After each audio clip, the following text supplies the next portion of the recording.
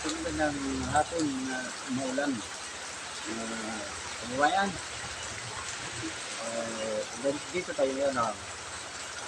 Okay, ano natin? Para magkaroon din tayo ng magkaroon ulit tayo ng idea o salaman mula sa isang Pinoy na galing tayo sa nakapag-seminar din tayo kung paano gumawa ng mga kimchi sa Korea. Kung tayo nandun pa way back 2006 to 2011 mga kabayan. So ngayon, ituturo ko ngayon mga kabayan, hindi yan lang. Dito sa Pinoy version kimchi. Sa Korea ito ay kimchi, pero dito ito ay kapangalanan kong penchay. Kasi po ang tawag dito sa akin, kilala ko dito sa tawag ng pen. Tapos itong penchay. Ang gagawin itong penchay.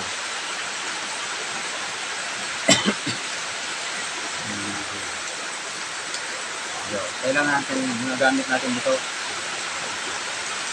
Ito siya.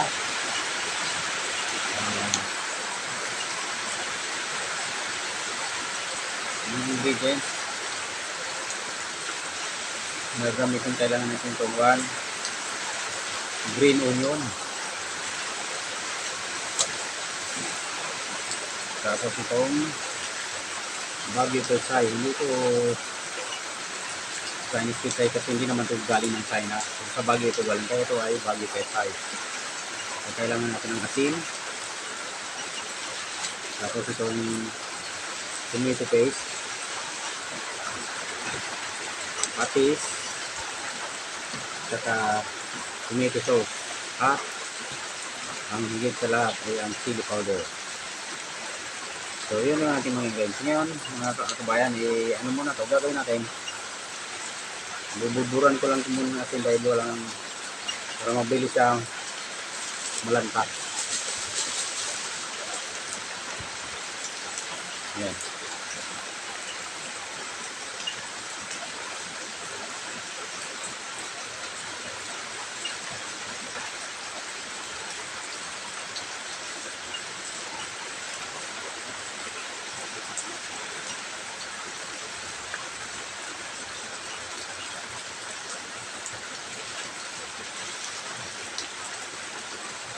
Yan ito, bawat dahon buburan natin ng asin para malanta sila.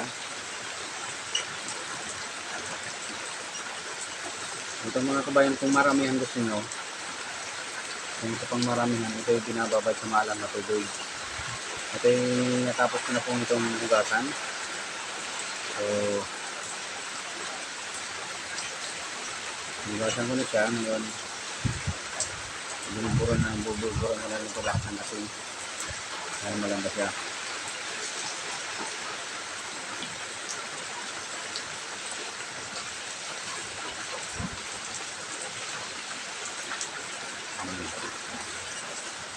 Pero yung pinakamainam nito talaga mga kabayan, pag palang pa nito ay maalat na tubig. Para siya talagang ay lahat ng parte ay talagang malalanta. Ito. Naluluto siya sa asin lahat ng parte. Ito kasi pagka purong asin, bubudbog. Ano siya, yung may parte na yung hindi siya maabot ng asin, hindi siya malalanta. So, muna natin sariwa siya. Yung purpose nito para ano lang siya, maging siksik. Kaya nilalanta, niluluto na rin sa asin. Yan siya.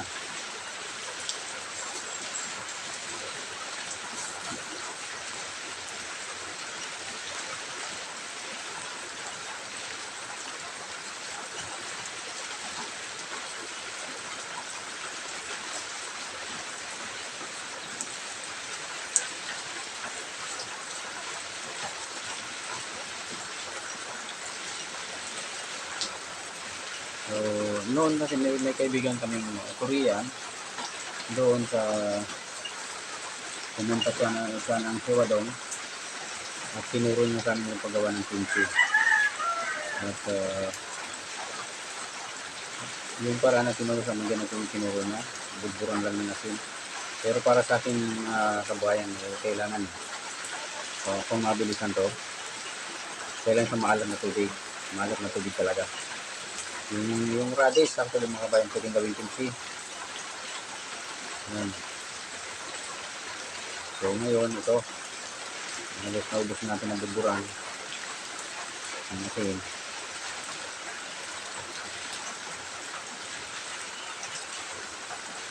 Yan. Medyo basta pa ito, kaya mabilis matunaw ang asin dito. Mag-absorb na rin ito sa mga kabayan. Tapos ko itong hugasan, hindi ko na drinain para yung asin kumalat pag habang matutunaw siya ng tubig. So ngayon, tapos na. Ito.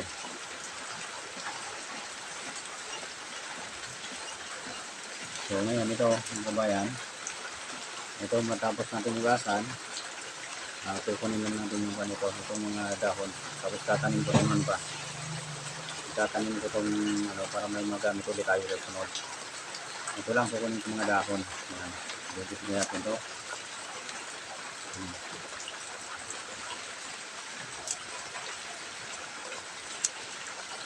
Ito. Importante yung bayang pampalasa.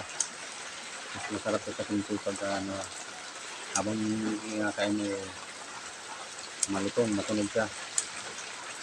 Ayan. Saka anti rin to. Sibuya yung green onion, anti-cancer. So yan o. Tiran ko ng talbos para hindi magbuhay siya. Hindi siya mamatay. May talbos kung ano, ito natin to. Ito pa, yung maliit na lang halos itira natin. Hindi ko ito mabuhay yan. Pero masarap ito kabayan pag marami itong ganito. Maraming green onion. Ayan. So natira ito na lang. So, may puntanin pa tayo. Ayan. Ito na, ito na kabayan. Ito siya. So pati ito, ilalanta natin ito sa asin. So, hugasan ko yung kabayan ko. Sige.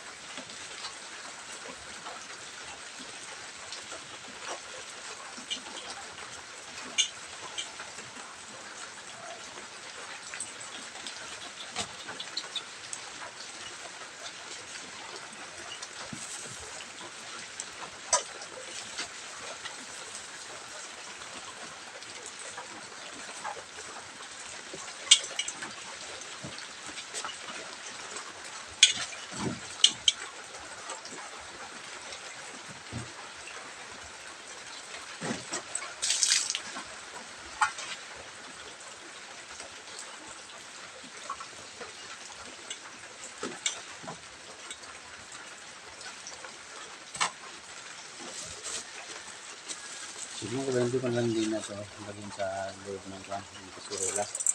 So, dito na lang pagbibira natin para siya. Yan.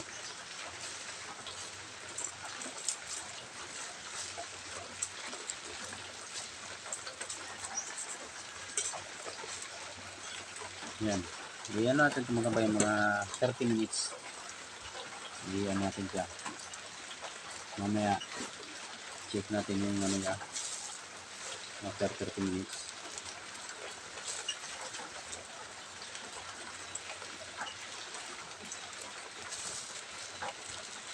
So, ngayon habang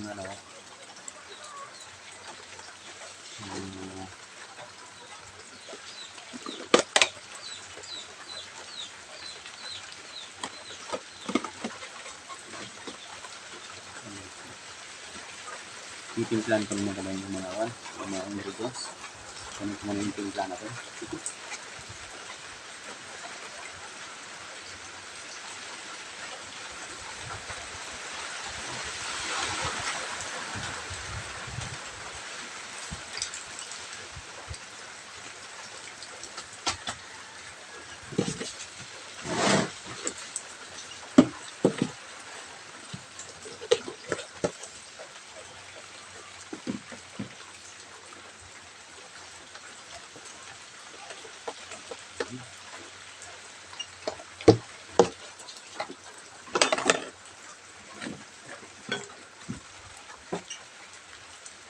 Okay.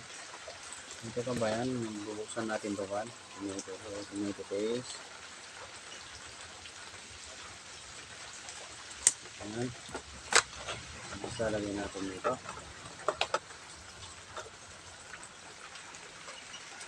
Ayan. Bubuksan natin ito.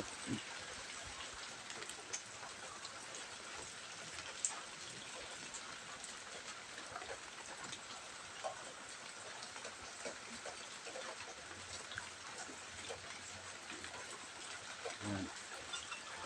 Tapos ito siyang tomato sauce.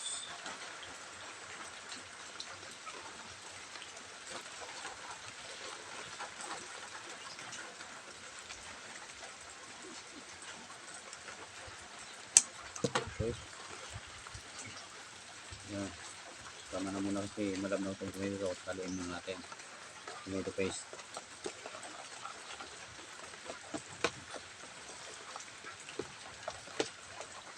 Mas maganda nga ito mga kabay. Meron pa siyang kuwan. Nilalagyan pa ito ng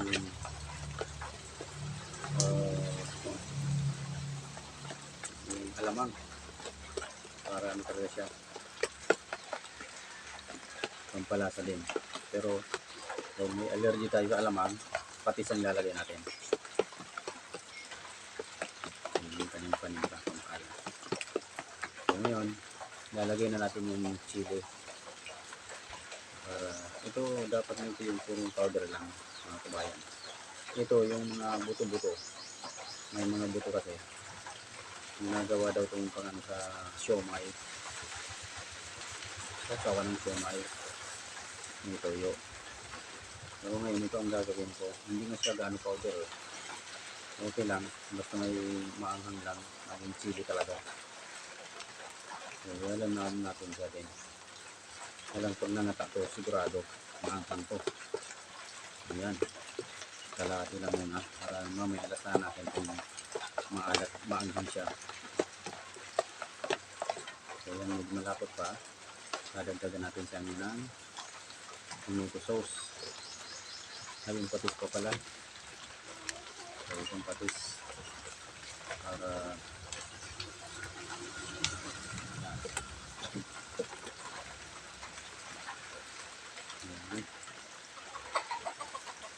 may na yung patis, amoy patis.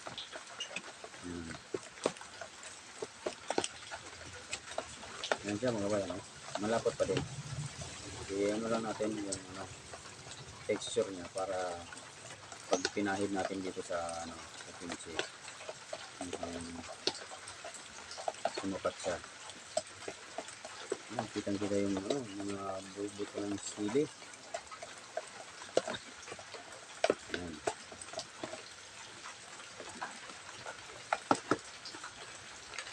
So, konti pang patis para ano siya. Tikman natin mama. Titikman ko mamaya ito mga kabayan. Kung ano yung lasa. Kung maanghang na, pwede na tama na yung sili. Nagdagan natin ng tomato sauce. Ito sa ano lang, bali isang kilong Wagyu pechay. Tapos yung pack lang nasa pouch na tomato sauce at tomato paste.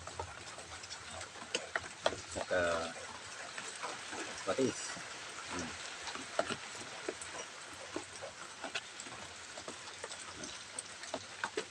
So, ganito lang mga kabayan ang Paano to? Paggawa ng kimchi. Madali lang naman. Subukin nyo. Ito kung bakit nakakahilig ko itong mga kabayan. Kabayang Pinoy. Kasi ito pag nag-ano na siya, nag 1 week na naka-stock sa ref, kailangan i-freezer to. Eh, hindi naman sa freezer, yung medyo ano lang, basta naka-fridge lang. So, pag 1 week, ay nag-increase na yung kanyang lactobacillus. Maganda sa katawan yung lactobacillus, dahil nakakapagdulot siya ng anti-cancer, at pang-immune system, at pampaganda sa ating sa collagen sa balat. Okay. So, tikman ko lang ng konti mga kabayan. Kung ito na yung anghang.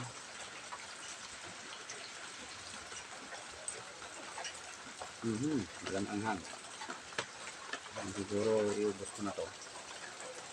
Wala siyang anghang. Kunti pa lang. Ubos ko na. 10 piso lang naman itong sili na to. Dapat ramdam yung kurot nito mga kabayan. Kurot sa dila. Ayan. Para ka lang ano to. Ayan. Pwede ito sa pizza. Toppings, pizza toppings. Itong mixture na to. Chili, pizza toppings. So, nagagawa ko ng pizza toppings at pizza. Ganito ang gagawin ko. Yung may chili siya, mga bayan. May oven ako dyan na binili. Basta bang yung paggawa ko ng pizza, chili pizza. Ayan. Medyo ano na. Dagdagan ko yung patis.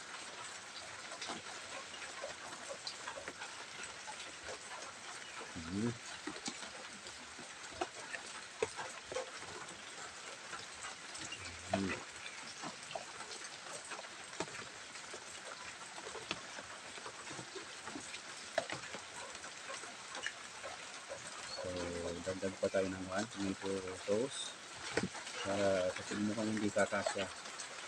Kailangan kasi lahat yan ay ma-applyan bawat daon, back to back.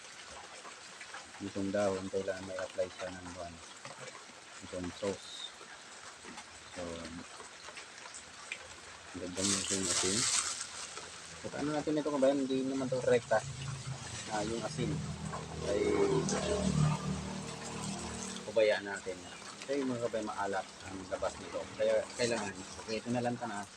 Hugasan ulit natin bago natin siya apply nitong itong sauce. Okay.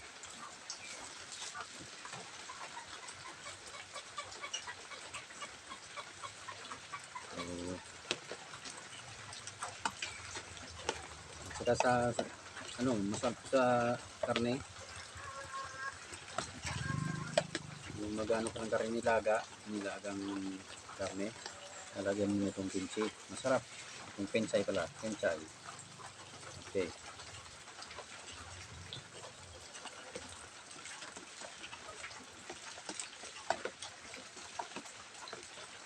Kulang sa anghang mga bayan.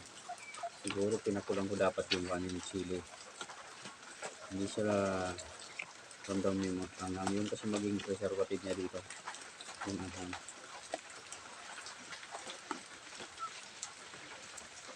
Bayan, may bubuyog dito sa aking braso. Buti hindi ko kinakagat yung bubuyog. Ano? Bubuyog yan matamis siguro yung aking balat.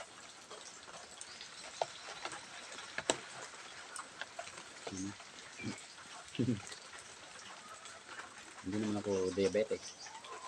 Pero di ko siya inisip-sip ata ng nectar sa wala naman akong bulaklak. Ayan. Joke lang mga bayan. Ano lang to para complete flavor lang sa ating vlog, ating video. So yan, tatandyan nila natin mga bayan makaamigasa ito. Ubusin ko na lang. Sayang din. Naggamit naman ito Ayan. 1 kilo. Bali ito ay nasa ano to, 250 grams. So,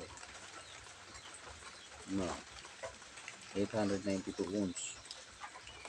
Okay. Tama, 250 grams. So, ito. Yung tomato sauce. Kulang yung chili mo. Hindi, di ba, kulang. Pag nakabili ako, saka iyan ko lang ulit. Bubuluran ko ng chili powder.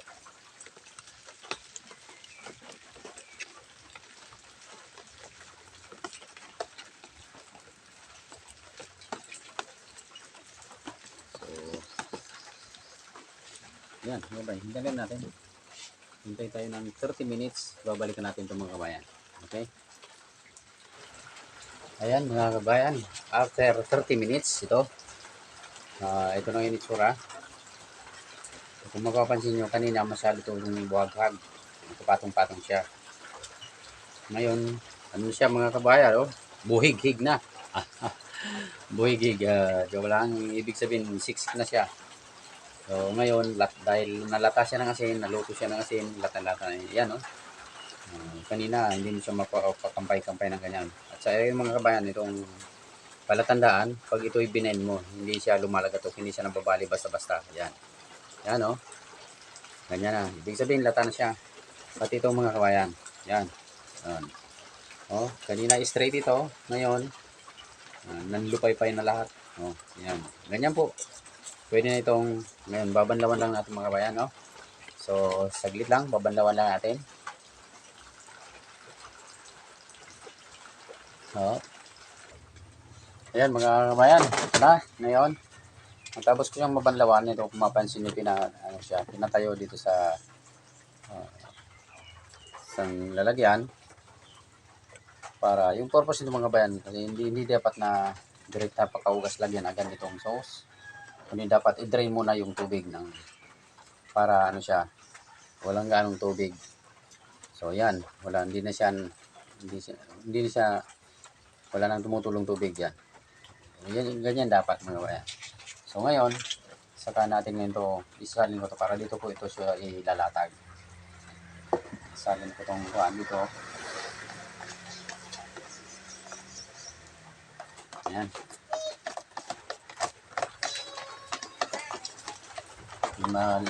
Medyo malaki to, kaya dito na dito nalatag.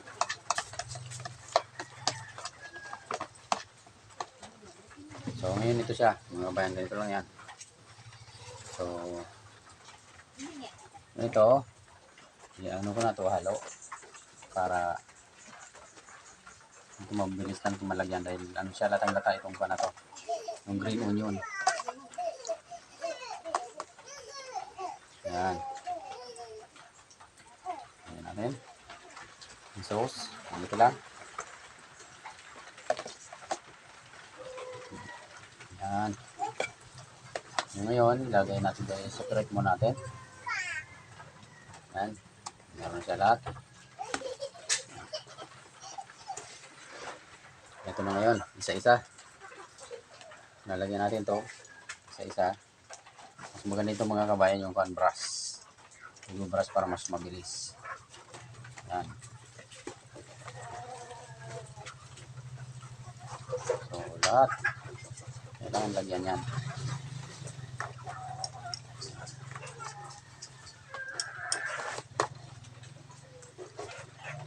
Yung sa ilalim. So, ngayon natin yan ngayon siya. Iga. Kamado ng ganyan. Yan.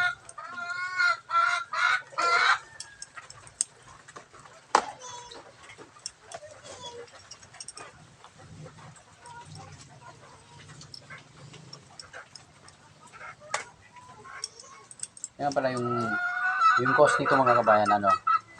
Itong Baguio Pechay, nasa ano yung 60 yung 1 kilo palengke. Tapos yung sauce basta nasa ano rin siguro, mabutin siguro ng mga 100. yung cost nito.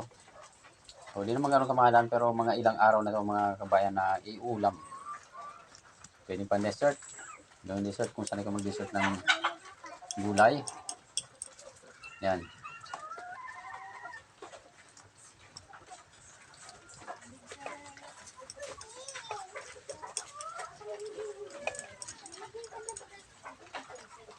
Yan.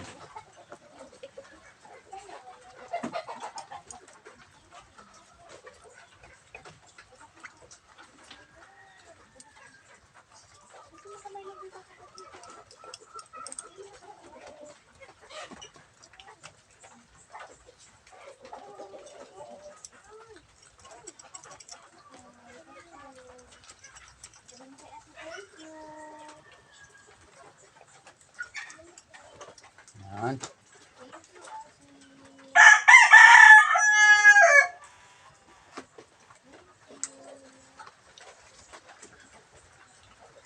So,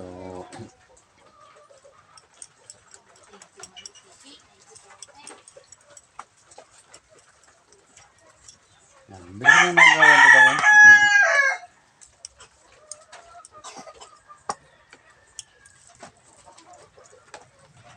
So, dessert. Masarap to.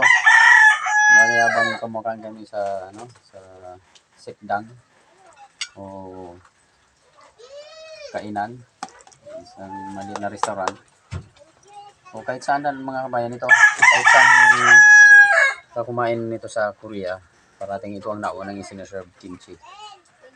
Talagang well promoted ito sa kanilang bansa kasi nga maganda sa katawan at saka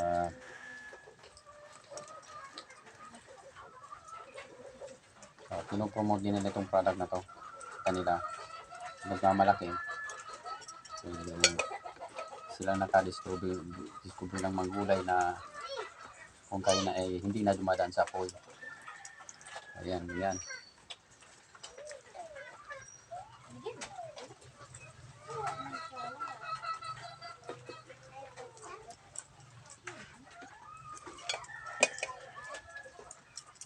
So, yan, bigyan lang mga kabayan daw. Kutsara nga lang aking ginagawa. Pag-apply.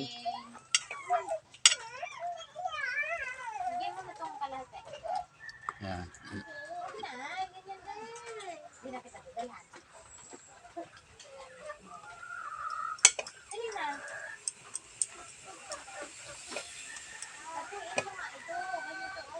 So, yan, marami ata itong sauce ha. Pero diba, magagamit ito sa pizza kung sumobra. Pero mukhang kukulang ha. Paninipisan ko na lang yung lugay. Yan.